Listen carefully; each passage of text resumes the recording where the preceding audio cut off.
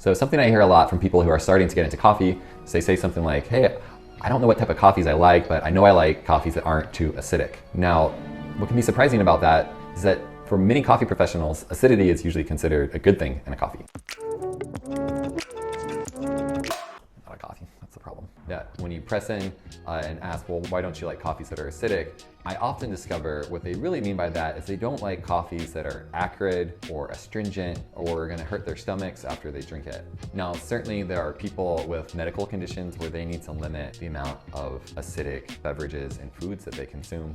So by all means, if you have any sort of medical condition, listen to your primary healthcare providers on these issues. But when it comes to the organic acids that are found in coffee, these are acids like citric acid and malic acid. These are the same acids that we find in apples, in oranges, and lemons. And so if your stomach can handle a glass of lemonade, then you can probably handle the organic acids in a coffee. I will say, as a note, a lot of the bitter and astringent flavor compounds in coffee do come from the chlorogenic acid. Usually as coffee professionals, when we evaluate a coffee's acidity, we talk about its intensity and we talk about its quality. So intensity, that's just high, medium, low. If you can think of it like the volume on your stereo system. Some coffees are more intensely acidic, other coffees have a lower perceived acidity. But the intensity doesn't really tell us too much about the quality. You can have a coffee that has a very low acidity that ends up tasting kind of like dull and flat. Conversely, you can have a coffee with a very high acidity where it tastes like sharp and unpleasant.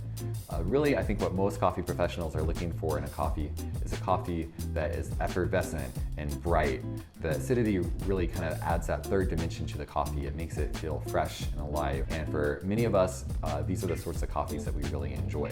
I think of high elevation Colombias like from Huila or Nariño.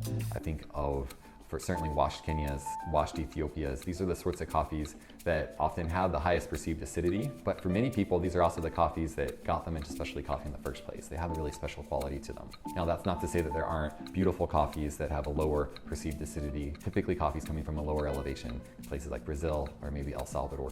So one thing that's really interesting, and honestly, there still needs to be more research done on this subject, is that even though we often talk about differences in perceived acidity in different coffees, typically based off the elevation, with high elevation coffees having a higher perceived acidity and lower elevation coffees having a lower perceived acidity. It's interesting that if you actually look at that green coffee on a chemical level, there's not actually a major difference in the amount of organic acids in the lower elevation coffees compared to the higher elevation coffees. So why is it that the higher elevation coffees taste more acidic? We don't exactly know. One theory that I think is really interesting is that it's actually a matter of flavor connection, flavor perception based off of positive associations. So higher elevation coffees are higher in polyphenols, we know that for a fact. And so those polyphenols really add a lot of those really delicious flavor qualities that many of us enjoy in a specialty coffee.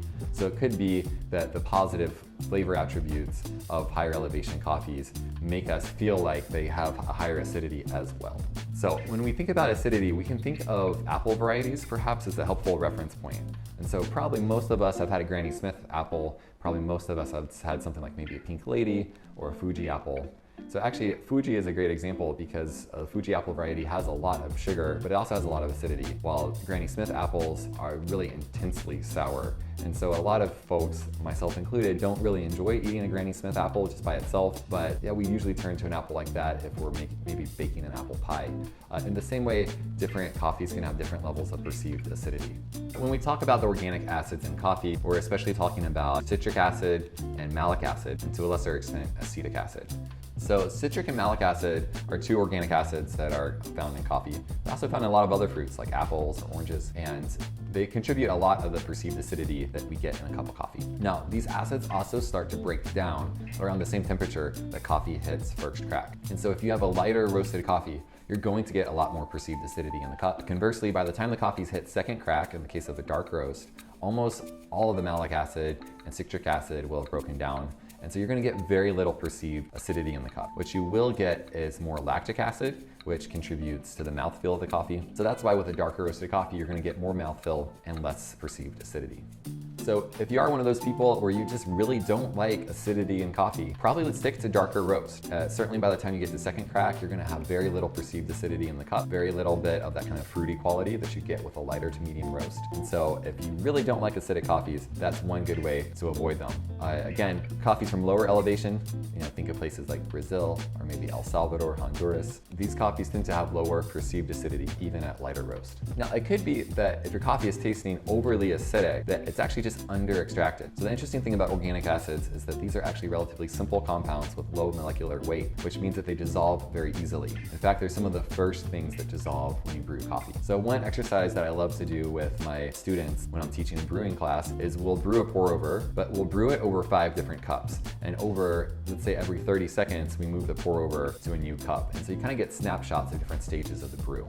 Many of the students are surprised to discover that by the time you get to the 3rd cup, there is almost 0 perceived acidity. That's because all the organic acids have already dissolved in the 1st and the 2nd cup. They're some of the first soluble compounds that are extracted. And so by the time you get to the end of the brew, you're really getting more of those kind of bitter and astringent flavor compounds, which are more complex and take longer to dissolve. So it could be that if your coffee is tasting overly acidic, it could be under extracted.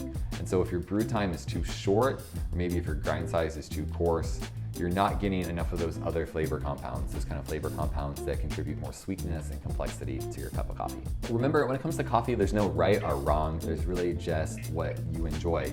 And so I happen to love coffees with a really clean, bright, citric acidity, high elevation Kenyas, high elevation Colombias, washed Ethiopias. These are the coffees that I really dream about.